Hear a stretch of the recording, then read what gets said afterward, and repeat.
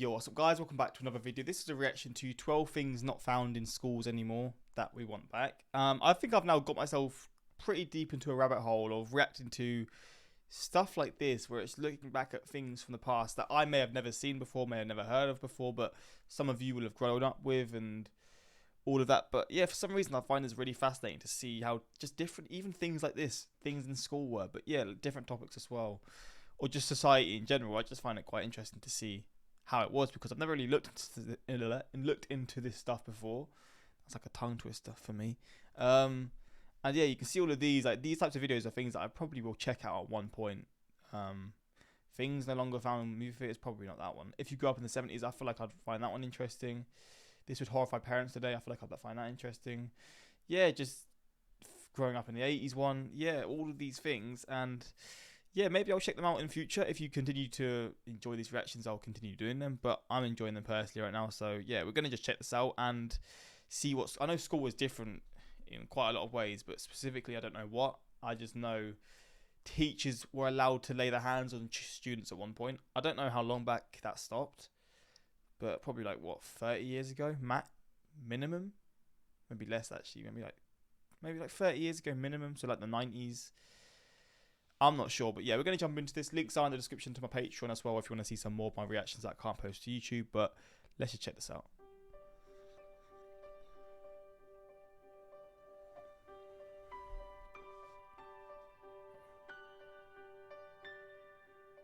Remember the joy you had when you saw a substitute teacher roll in an AV cart with a television strapped to the top and a VCR underneath? We had this when I was in school. When I was like 10. In primary school we had this. But it would be a bigger TV. But yeah, I remember that. It was fun. You'd actually get to watch a film or something.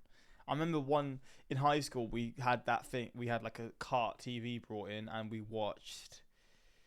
What's the McDonald's documentary of the guy who eats McDonald's for a month? Super Size Me? No. So I think it might be called that. Yeah, I remember watching that on a VCR kind of television, but I think that's because they couldn't get it on the whiteboards or anything. I don't know why they couldn't just get it on the big whiteboard you have at the front, because they're electronic anyway. I don't know. This meant it was movie day in class. This is something that students today will never understand. Yeah, we had this. I guess now they don't have it, but I left school 6 years ago, to be fair.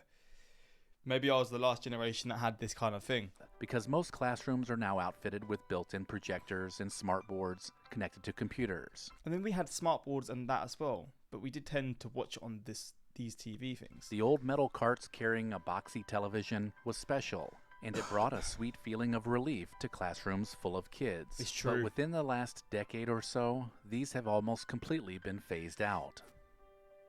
The good times. While you were at the library, you used to have to look up where to find a book, and this was done at the card catalog.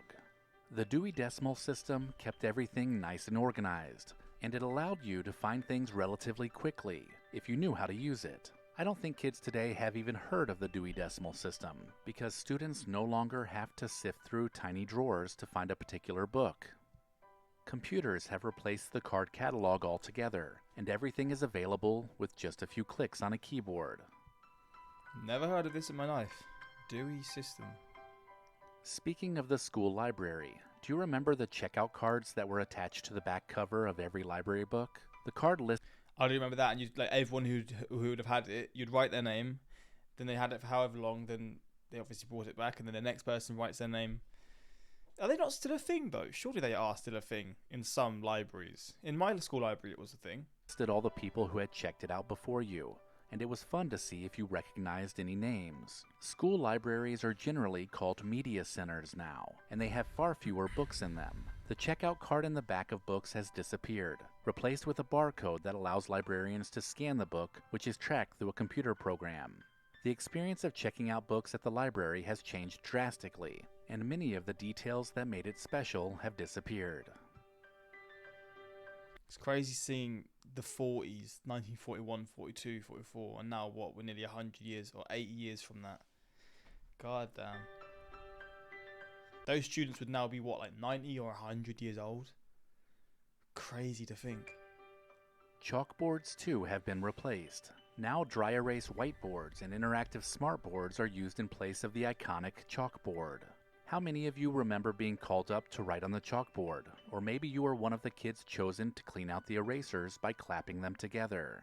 Chalkboards have still endured as symbols of learning long after they disappeared from schools, and many of us will never forget learning how to write in cursive while standing at the chalkboard. I would absolutely hate that. I mean, using a whiteboard was hard enough, but a chalkboard would be even harder. I'm almost certain of that. My handwriting's terrible as well, so... Today, you probably won't see students' names drawn out in cursive on the cover of their notebooks or at the top of a worksheet. Cursive has become an outdated skill that is rarely taught today. With the exception of the legally binding signature, few students are taught the proper way to gracefully connect their letters together in 3rd grade, like we were taught back in the day. Yeah, I don't think I've ever used this handwriting in my life. Cursive handwriting. Never. It looks good though. I mean, I can barely read it, but it looks good on the eye, but I can't read it. I mean, father's bought. I can't really read it, to be honest. New for, I think. Fuck knows. Just about everybody brought a metal lunchbox to school, which Metal lunchboxes. I don't think I've ever seen a metal lunchbox in my life. featured their favorite TV show or superhero. These metal lunchboxes were status symbols, and unlatching it signaled the start of lunch. They were so popular, over 1 million lunchboxes were sold between 1950 and 1970, with kids begging their parents for a new one each year. They're quite cool though. You can be a lot more creative with them. Plus, they can be used for longer, I assume. You got NFL ones. These are doing a lot cooler. Why did they change them to like? Now you just had them in like bags. It wasn't like the metal material. It was just like, I don't know the actual material, but it wasn't the same. To say. Inside the lunchbox, you might have found a matching thermos too. Oh damn. These were great for those cold winter days when you needed something to warm you up. Today, lunch is a little less exciting without the rattling handles, the dents, and the bits of rust that the old metal lunchboxes would collect.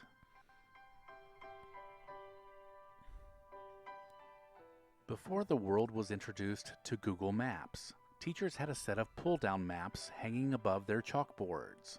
During geography and history class, the maps would get pulled down so students could see where things took place and learn the location of all the states. Now, map images can be pulled up quickly on the teacher's computer and displayed on the board through the projector. Wall-mounted pencil sharpeners Wall-mounted.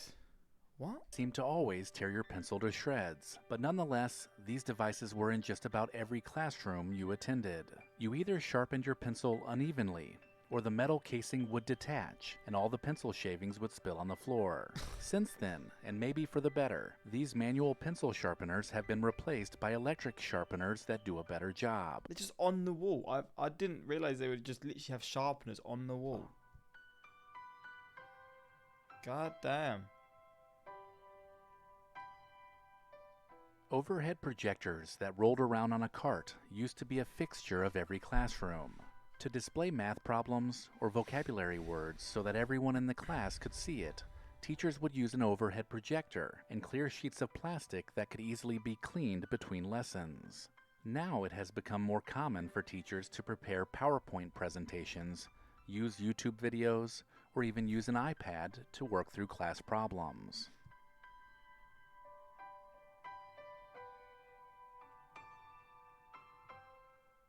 The smell of Ditto machine copies was a highlight for many students. As the sometimes damp pages were passed out, the purple duplicating ink gave off a sweet smell that students would inhale and never forget. It was also a treat to be the student chosen to go make copies. Operating the Ditto machine and cranking out copies was a fun job that gave you even more exposure to the smell. The hell? In the not-so-distant past, most students sat in identical desks, with a wooden top and a ridge that held their pencil. The desk portion was attached to the chair, and there was usually a spot underneath to keep your books. Oh damn, there's no place to move your right leg. Your right leg's just stuck in place. This is what I thought high school was going to be, or like school, like, so in the UK we have primary school, then high school. So at 11 you go to high school until you're like 16, 17. I thought all the seats were going to be like this, but it ended up just this, like the tables were just like connected, all facing the one area, but they were all like there were tables that were connected, and I was like kind of confused. I thought we'd all have to sit individually, but that wasn't the case. All of the desks in the room were arranged in rows that faced to the front of the classroom, making everything look very uniform. Now, more and more schools incorporate different types of seating arrangements. You've barely got any space on these ones. What? Oh my days, that is not fair. And it's so right-sided as well. God damn, they are small desks. With tables and chairs having replaced the individual desk.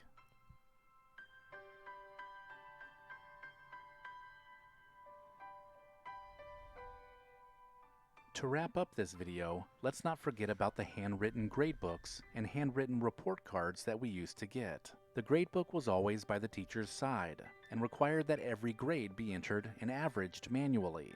Once all the grades were in, report cards were sent home quarterly, and the teacher's handwritten letter grade would be written for each subject. Damn. Students would then take them home for a parent's signature, much like they still do today. The computer-printed report cards just lack the style that those handwritten ones once had. Probably more efficient though, isn't it? Like this, you probably lose them and stuff. It's so crazy just looking at flipping 1930, 1929. God damn, man.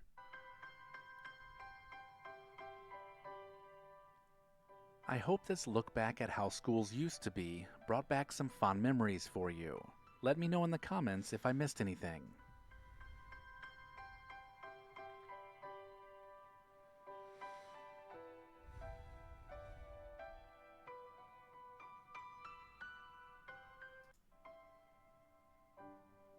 Well, damn. School. A little throwback. Does anyone remember using a paper bag as book covers? I'm 68 years young, retired teacher, and this video was an incredible trip down memory lane, both as a child and a former classroom teacher.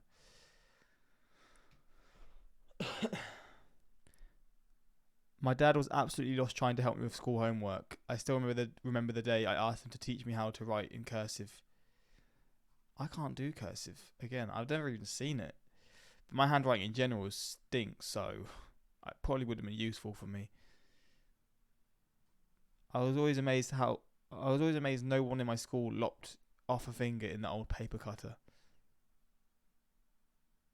A daughter of a teacher I worked with did that very thing to the tip of her finger.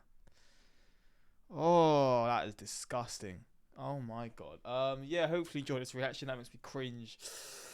Oh, and yeah, until next time, like, subscribe. Peace.